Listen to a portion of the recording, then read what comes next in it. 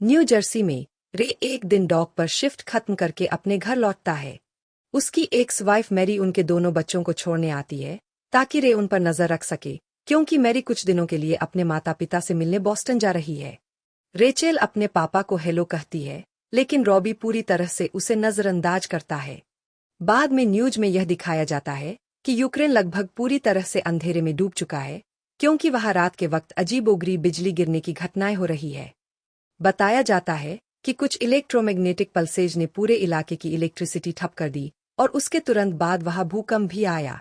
रे रॉबी को बेसबॉल खेलने के लिए मनाता है, लेकिन रॉबी बार बार उसे डैड कहने की बजाय उसके नाम से बुलाता है और बार बार दोहराता है कि उसे यहाँ आना बिल्कुल पसंद नहीं। फ्रस्ट्रेट होकर रे बेसबॉल को खिड़की पर फेंक देता है और रॉबी अपने कमरे में लौट जाता है। रैचेल अपने पापा को कुछ समझाने की कोशिश करती है, लेकिन रे झुंझलाकर सो जाता है। कुछ घंटों बाद रे की नींद खुलती है और उसे पता चलता है कि रैचेल ने खुद ही खाना ऑर्डर कर लिया है। रे वही खाना खाता है और रॉबी को आवाज देता है, लेकिन वह कोई जवाब नहीं देता। रैचेल बताती है कि रॉबी उसकी कार लेकर चला गया है। रे तुरंत घर से बाहर निकलता है और देखता है कि उसका गैराज खाली है। तभी वह आसपास के लोगों को आसमान की ओर घूरते हुए देखता है। वह भी ऊपर देखता है और हैरान रह जाता है जब वह देखता है कि आकाश में एक बहुत बड़ा और काला तूफानी बादल मंडरा रहा है। कुछ ही देर में तेज हवाएं चलने लगती है, लेकिन रे नोटिस करता है कि हवा तूफान की तरफ बह रही है, जो कि बिल्कुल सामान्य नहीं है। अचानक हवा थम जाती है और बादलों में बिना किसी आवाज के बिजली चमकने लगती है।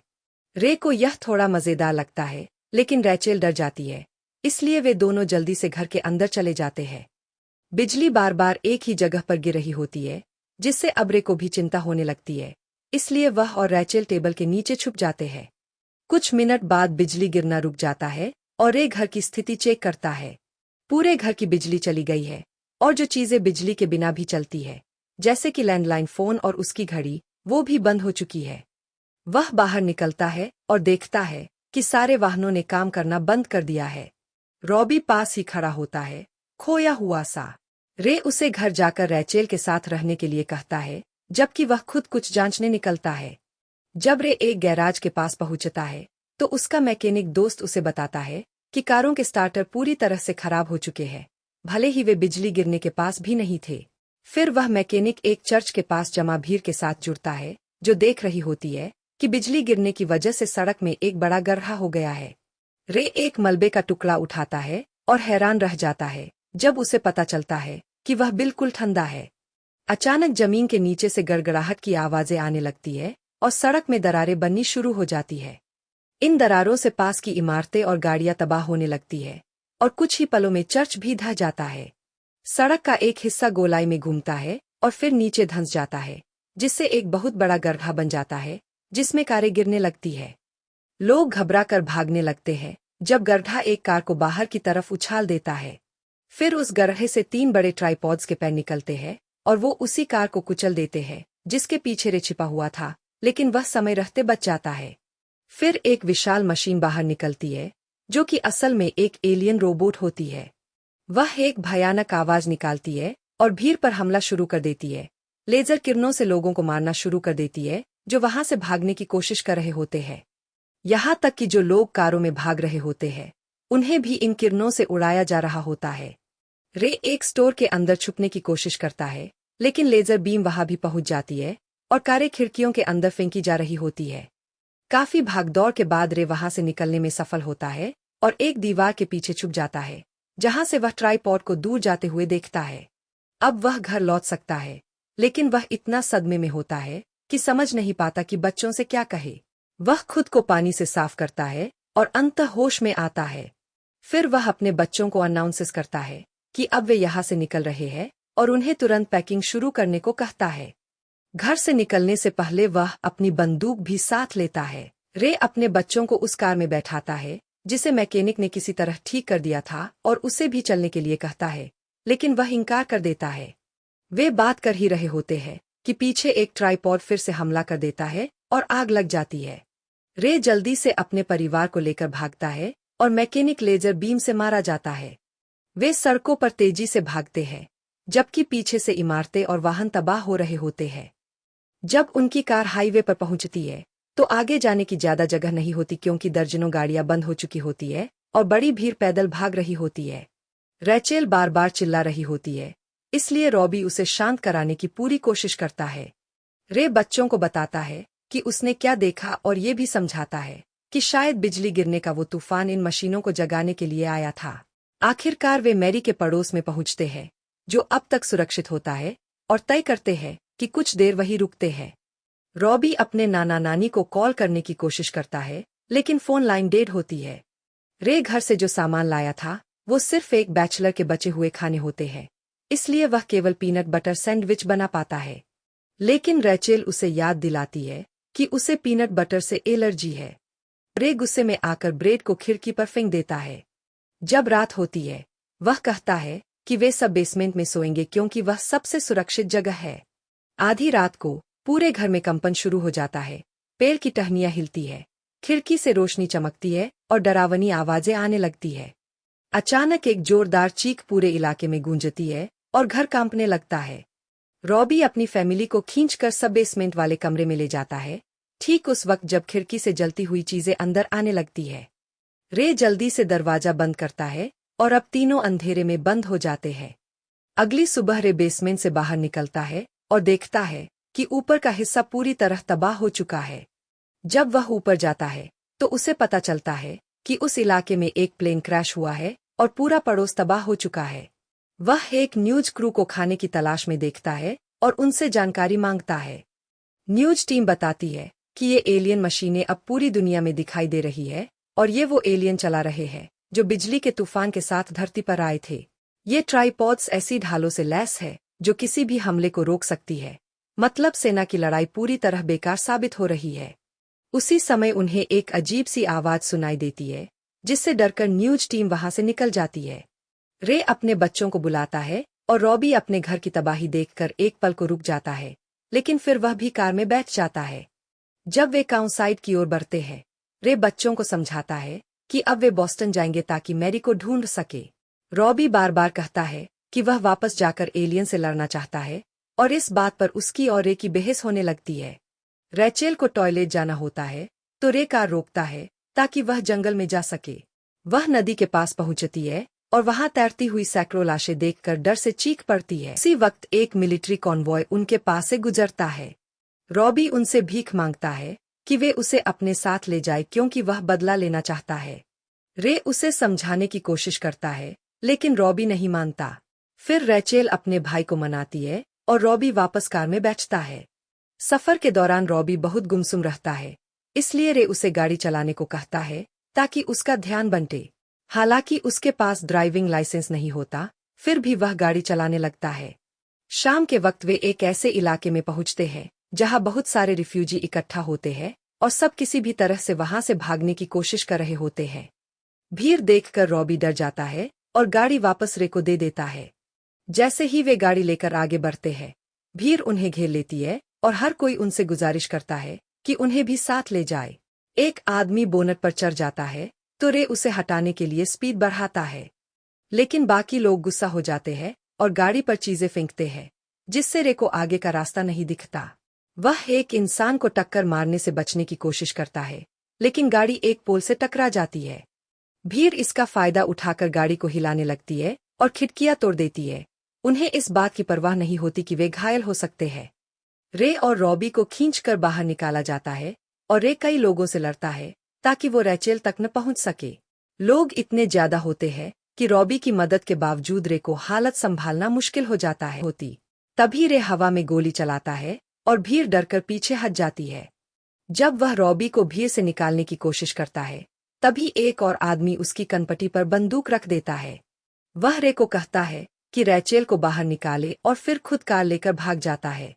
इसके बाद तीनों पास के एक डाइनर में जाते हैं और वहां भी लोग कार को लेकर लड़ने लगते हैं, यहाँ तक कि गोलियां चलने की आवाजें भी आती है। बच्चों को विश्वास नहीं होता कि उनके पापा का अब बिल्कुल धैर्य जवाब दे गया है। कुछ ही देर बाद वे भीड़ के साथ एक पुल को पैदल पार करते हैं और वहां हजारों मिसिंग लोगों के पोस्टर लगे होते हैं।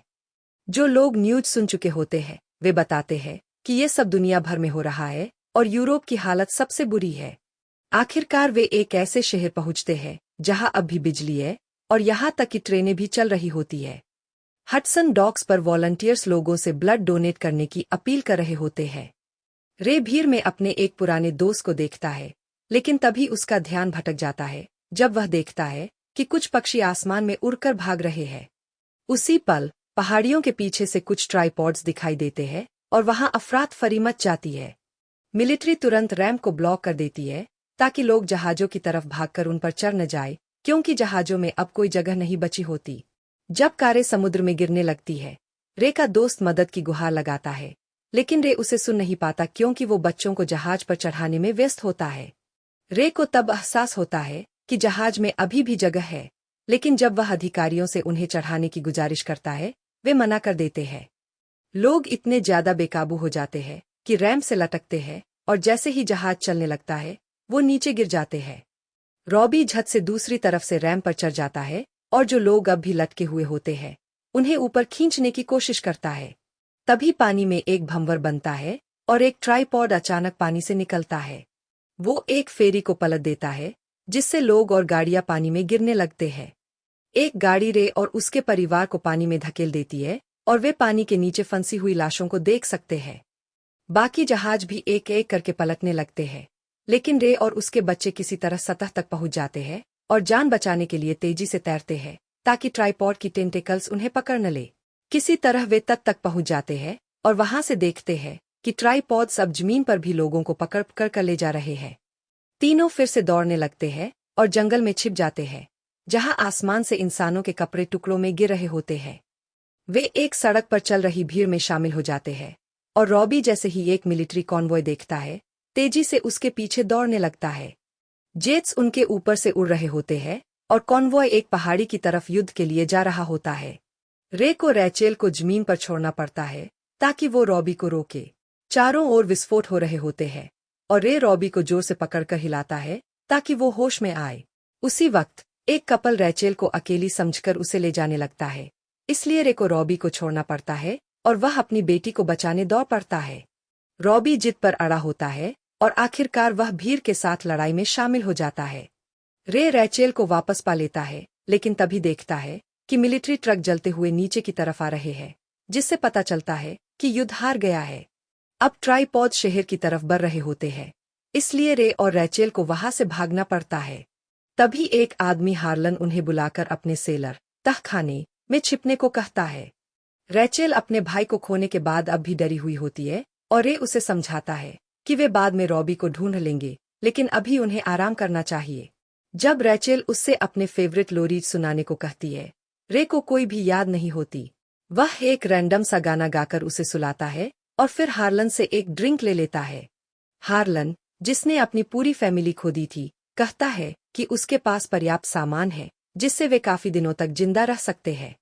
फिर वह बताता है कि अगर ये मशीनें जमीन के अंदर थीं, तो इसका मतलब है कि एलियंस इंसानों से पहले से धरती पर थे और तब से ही उन्हें देख रहे थे। अचानक पूरी बिल्डिंग हिलती है और छत से मलबा गिरता है, जिससे सेलर में एक छेद बन जाता है। हार्लन रे को खिड़की तक ले जाता है और दिखाता है कि ट्राइपॉड सब जम चुके हैं, शायद किसी नई तैयारी में। फिर वह बताता है कि उसने रे को इसलिए अंदर बुलाया क्योंकि उसे लगता है कि वे मिलकर ट्राइपॉड से लड़ सकते हैं। रे को मलबे और दीवारों पर कुछ लाल बेलें दिखाई देती है। फिर उसे एक आवाज सुनाई देती है और वह तुरंत सभी को छिपने को कहता है। एक ट्राइपॉड की टेंटेकल सेलर में अंदर आती है और जब उसे एक चूहा दिखाई देता है तो उसका ध्यान उस पर चला जाता है। रे मौका देखकर रैचेल के पास जाता है और वे दोनों धीरे धीरे टेंटेकल के मूवमेंट के अनुसार चलते हैं ताकि दिखाई न दे। हार्लन एक कुल्हाड़ी से टेंटेकल पर हमला करने की कोशिश करता है, लेकिन रे उसे इशारों में मना करता है। हार्लन बहुत धीरे धीरे टेंटेकल के नीचे से चलकर उनके पास आता है, लेकिन वह गलती से एक आवाज कर देता है जिससे टेंटेकल सतर्क हो जाता है। रे एक शीशा उठाता है और वे उसके पीछे छिप जाते हैं। टेंटेकल उस धोखे में आ जाता है और लगभग चला ही जाता है, लेकिन तभी वो वापस आता है जब उसे कोई पैर हिलता हुआ दिखता है। तीनों जल्दी से जगह बदल लेते हैं और टेंटेकल एक छूटी हुई जूती देखकर मान लेता है कि वहां कोई नहीं है। फिर टेंटेकल बाहर चला जाता है, लेकिन पानी की लहरें बताती है कि कुछ और अंदर आ रहा है। फिर कुछ टूटने की आवाज आती है और तीनों फिर से छिप जाते हैं। अब असली एलियन अंदर आते हैं और इंसानी चीजों को बहुत दिलचस्पी से देखने लगते हैं। हार्लन चुपचाप अपनी बंदूक उठाकर एलियनों पर हमला करना चाहता है, लेकिन रे उससे संघर्ष करता है ताकि वो कुछ गलत न कर बैठे। जब हार्लन फिर से बंदूक छीनने की कोशिश करता है, उसी समय एक हॉर्न बजता है और एलियन वापस अपनी ट्राइपॉड्स की ओर लौट जाते हैं। रेड वाइन, लाल बेले, अब पूरे बेसमेंट में फैल गई होती है और तभी हार्लन खिड़की से कुछ देखकर जोर से चिल्लाता है। रे पास जाकर देखता है कि एलियन इंसानों को पकड़कर उनका खून निकाल रहे हैं। फिर वे उस खून को लाल बेलों पर छिड़क रहे होते हैं ताकि वे बढ़ सके। हार्लन डर के मारे बेसमेंट में खुदाई करने लगता है, सोचता है कि वह शहर के सबवे स्टेशन तक एक सुरंग बना सकता है। वह बार बार मेरा खून नहीं चिल्लाता है और जब रे उसे रोकने की कोशिश करता है तो वह उस पर फावड़ा चला देता है।